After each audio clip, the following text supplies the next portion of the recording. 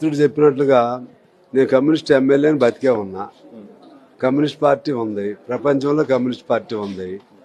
నువ్వు మొదట్లో రాజకీయ ప్రవేశమే చేగువేర బొమ్మ పెట్టుకున్నావు, తర్వాత ఎర్ర జెండా పెట్టావు, ఎర్ర కండువా వేసావు, కమ్యూనిస్ట్ పార్టీతో పొత్తులు పెట్టుకున్నావు.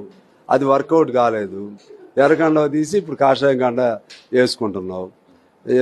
మార్క్సిజం తీసేసి ఇప్పుడు హిందుత్వవాదం తీసుకొచ్చుకుంటున్నావు, సనాతనవాదం తీసుకొస్తున్నావు.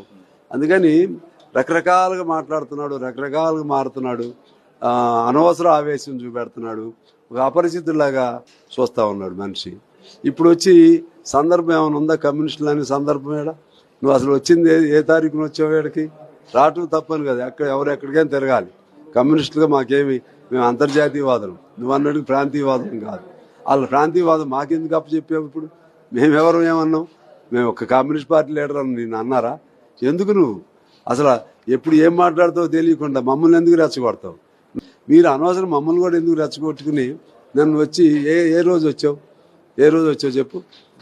జూన్ 2 అంటే తెలంగాణ అవతరణ దినం. ఈ రోజైనా వచ్చేది? వచ్చావు, వచ్చినాడు ఊరుకోవచ్చు కదా.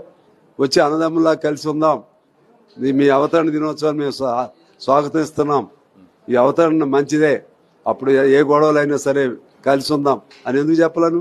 చెప్పకుండా నేను తిరుగుతా, నేను అడ్డుకునేవాడు, నేను పోటీ చేస్తా. ఎవరు వద్దన్నారు నిన్ను? పోయినసారి కూడా పోటీ చేస్తూ కదా. నేను తిరగొద్దని ఎవరు అన్నారు? ఆపుతారు ఎవరైనా? ఒకరినొకరు ఆపగలుగుతారా? పెట్టుకో, కావాలంటే ఏడే పార్టీ పెట్టుకో, ఆడ ఉప ముఖ్యమంత్రి రాజీనామా చేయి. లేకపోతే 2 చోట్ల ముఖ్యమంత్రి అవ్వలేవు కదా, 2 చోట్ల ఉప ముఖ్యమంత్రి కాలేవు కదా. అవసరం అనుకుంటే అది వదిలేసి ఆడికి రా. మళ్ళీ నువ్వే అన్నావు నాకు ఇక్కడ ముఖ్యమంత్రి అవ్వాలని లేదు, ఆడ అవ్వలేదు.